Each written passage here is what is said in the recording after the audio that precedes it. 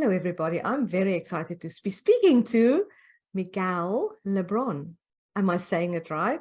Oh, perfect. Okay, so Miguel, who are you? How did you get on this journey? You are an amazing podcast host. You have a very popular podcast. Just like give us a sense of the journey you've been on.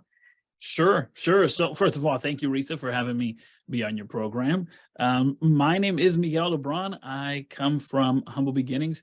My mother, she migrated from Puerto Rico to Rochester, upstate New York, when she was about 18 years old. Shortly thereafter, my mother and my father met. They started a family. I am the second oldest of seven. However, that seven is not totally from that marriage, because by the time I was 2 years old, my father and my mother had divorced. And my father was in and out of addiction and in and out of jail. And because of this, he was in and out of my life. That created a real sense, a real need for mentorship. My mother, while she did remarried and maintained married for 27 years thereafter, there was a gap, because my father, he would sometimes come around, and when he came around, he would say, "I love you." However, I would never see him that often. And my stepfather, even though he was always around and he would show me love, he would never say, "I love you." And so that created a real interesting I combination can for me. imagine. Yeah, and it So wasn't until confusing for a little boy. yeah, for sure, for sure. It wasn't until I was 15 years old where I was connected with an individual who became not just a mentor, but really a father figure. And he was the one who showed me how men, service others, how men love, how men treat others, how men is a man of his word. I mean, he really showed me all of these things that I had not put together the pieces. And that really instilled in me this desire, not only to want to be the best version of myself, but also to help and impact others to accomplish that same vision for themselves. Wow. That's amazing. So what is it that you do at the moment? Do you still have a job? Are you like a part-time entrepreneur? Sure. So I would say I am an entrepreneur, a part-time entrepreneur. I am the creator of Strategy Rewind, which is a podcast that focuses on the mindset and strategies needed for a breakthrough moment. I am also a blogger. I write a weekly blog on my Substack account, and there I talk about growth habits and the habits that are needed in order to have personal growth. And I am also a personal growth strategist. So I help individuals to think strategically and be able to have that breakthrough moment. And yes, on top of that, I'm also a father, a husband, a homeowner, and I am also an onboarding specialist with a financial technology company. That is a very full life. How do you manage it? How do I manage it? I try to focus on the lowest hanging fruit. And so I try to look at everything that's in front of me, and I say, okay, what can I do right now to have the most impact? Not right now just to say, okay, I got something done, but right now that could have the most impact. Sometimes that's mowing the lawn. Sometimes that's just podcasting or blogging or networking or whatever that may look like. And so I try to kind of handle the things that I can handle, and the things that I can't, even though I may be frustrated about them, I try to push them to the side. Okay. So when you're working with people, what do you see is the biggest struggle, and how do you help them?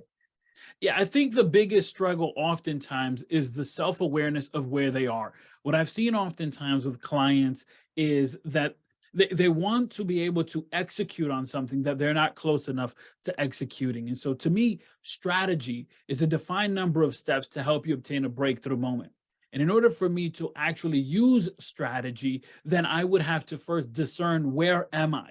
So what this means is that, you and I may have similar goals, whatever that may be. And so we may have similar goals, but you may be 2 steps away from your breakthrough moment, while I may be 10 steps away from my breakthrough moment.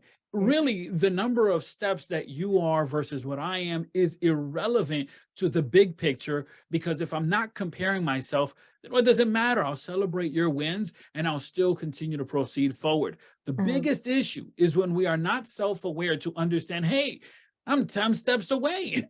Like, I'm not 2 steps away. I'm actually 10 steps away. And then what are the necessary steps that I have to take in order to get to where I want to get to? And I think what I have seen is that is the biggest issue. I think oftentimes we say mindset is an issue. And while it is, I would say a close first or a close second is the self-awareness of knowing, where am I in my journey? Is it sometimes hard to break that news to people, to tell them? And how do you do that? Yeah, sometimes it's the bearer of bad news is the job that I have to have, where, we lay down a roadmap and we say, okay, this is where we are today on this day. Where do you want to be in the next, 24 days? Where do you want to be in the next 60 days? And oftentimes I know I want to be there in 2 weeks. It's like, all right, well, let's look at this roadmap. And then the roadmap is dependent on the actions you take, when you take them, and with the degree of dedication that you take them. Because of course I can eat well today, but if I don't eat well tomorrow, then the work I did today is going to be pushed back, right? Yes. Then instead of working off the pounds that I still have, I'll be working off the ones I have plus what I added on yesterday. And so we have to be realistic, and oftentimes it's just being honest with the individual and saying, hey, listen, here's the roadmap. It's going to take you 15 to 20 days to see some actual results. If you think it's going to be 7 days, you're going to set yourself up for a moment of frustration. So let's deal with that frustration now, that irritation that it's not going to be as short as I want it to be. Once we've dealt with that, let's move forward and be realistic. Wow, that's amazing. And what kind of entrepreneurs do you come to you? What do you see? What kind of businesses do they have? Yeah, so I've worked with individuals that have podcasts or want to have a podcast, start a blog, individuals that want to get into coaching, individuals that have even had issues or difficulties with standing on stage. They know they have a message, but they have the difficulty of sharing that message. And I remember, not too long ago, I was working with an individual who was essentially writing down this message they wanted to present before an audience. And they knew exactly what they wanted to talk about, Risa, but their difficulty was helping the audience go along in that journey.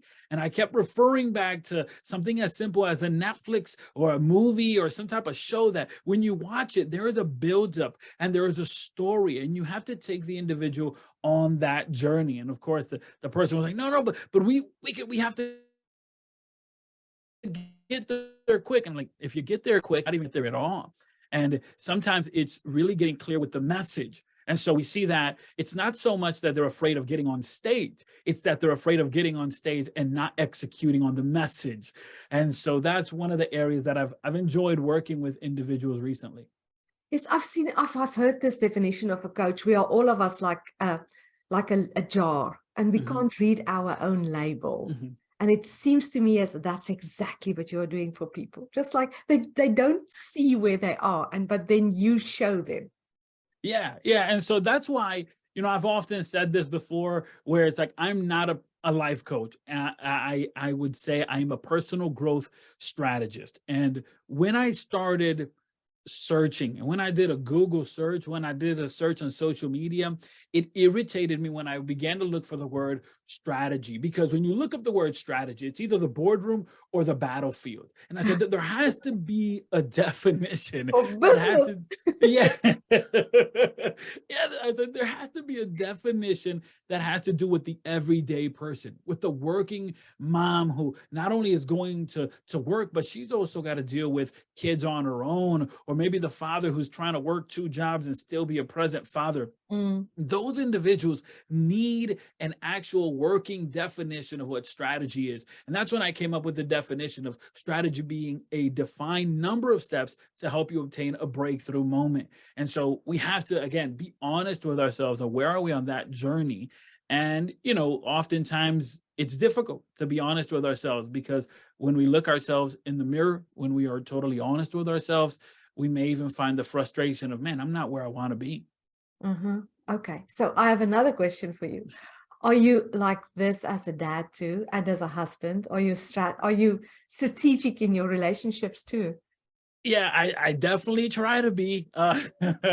Here's one of the things I learned early on in my marriage, my wife and I have been together for 14 years, and we have 3 daughters, and our oldest just turned 10 a couple of days ago. And so one of the things I try to be in my marriage is that I try to be not just present, but that I try to be quiet. And what, what I mean by that is that oftentimes, as a man, I'm trying to help bring the solution. So when my Uh-huh. wife brings me an issue, I'm like, I think I can help you find the solution. And so I have learned to be quiet. And what I have learned is really when you're quiet, you not only learn more, obviously, but you also somehow magically bring more solution and more value by just being present and just being quiet. And now, when it comes to my relationship with my daughters, I really have to try to show them because, again, they're 10. The middle child is 7 years old. My youngest is 3. I have to show them and really be vocal. And I really take that after my mother. My mother was consistently vocal. I mean, to this day, I still hear her voice in the back of my head that would say, Miguelito, blah, blah, blah, blah. And I'm like, so yeah, it's a very interesting thing, and trying to bring strategy in those relationships, rather that be with my wife, rather be with my daughters. I definitely try to present the current and then what could be the possibility, and encourage. One of the biggest lessons I've learned this year is when we talk about setting a goal, if you're in a relationship, what happens oftentimes is that we want to set a goal and we almost want to keep it a secret because we don't want anyone to Mm, discourage us. We don't want anyone to yes. bother us in the process. But what I have learned that is most effective is that to share that with those in your family. So when I started this year working on increasing my water intake, the first person that I spoke to was my wife. And I said, this is something I want to do. And what I did was that I started putting alarms, and the alarms would go off every so often and say, drink water. And so my wife already knew. Heck, it was to the point that my daughters knew, Risa. My daughters would say, water time, daddy, water Dad, time. time to drink your water. Yeah. But it was that sense of community and that helped continue on. And so, I started increasing my water intake, started addressing my sleeping habits, started addressing being more active. And as I began to lose weight, I started even sharing that with my wife. And so what that did was that motivated her. So not only was I now having to be accountable for myself, but I was also having to be accountable for the fact that as I move, she is being inspired. My daughters are being inspired. Yeah. And so it created even more awareness. And I think oftentimes we're so wanting to keep it a quiet and silent that really we do ourselves and those around us a disservice. Do you sometimes like get to a point where you realize, wow, my life, when I look at my life as a child and where I am now, and gratitude, and it's like this is an amazing turnaround. Do you do you Yeah. do you Yeah. sense that? Yeah, most definitely. I think gratitude for me is massive. My father, as I mentioned earlier, my father was in and out of my life. And it wasn't until my oldest daughter was born. And I remember my wife and I, we were living in this one bedroom apartment. And, our daughter had just been born. And my daughter was crying in the middle of the night, as babies tend to do. And when she was crying, I was holding her in my arms. And while I was so happy that I could be there for my daughter, I was so frustrated internally that my father wasn't there for me when I was a child. I kept asking myself, why would someone give up this moment, this opportunity of being in the life of a child like this? But I'll admit to you, Risa, while that was 10 years ago, it wasn't until probably around 5 to 6 years ago when my mother passed away, where I really made the efforts to reach out to my father and not just shame him or blame him or question him, but really try to understand what was Mhm. his life. What was it before I was born? What was it when I was born? What was he thinking? And it was interesting to know that my father in his mid 50s did not find out who his father was until then. He didn't know Wow. he was Okay. adopted.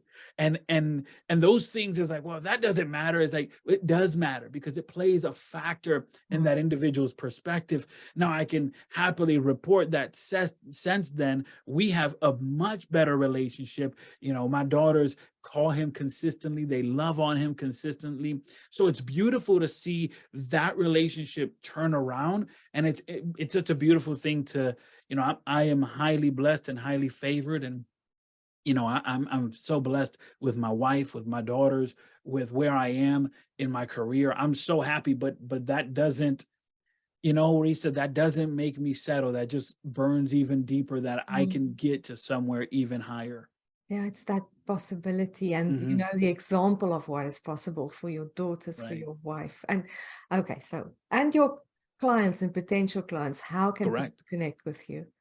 Yeah, so you can head over to miguellebron.com. There you'll find all of the information with reference to the Strategy Rewind podcast.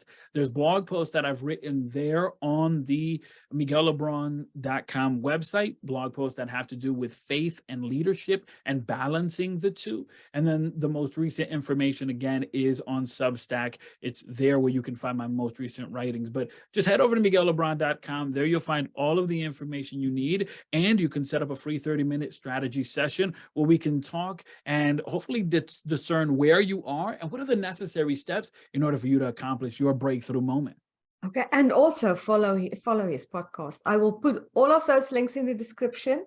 Thank you so much for doing this. This was so inspiring. Thank you. I totally appreciate you for having me be here and part of your podcast.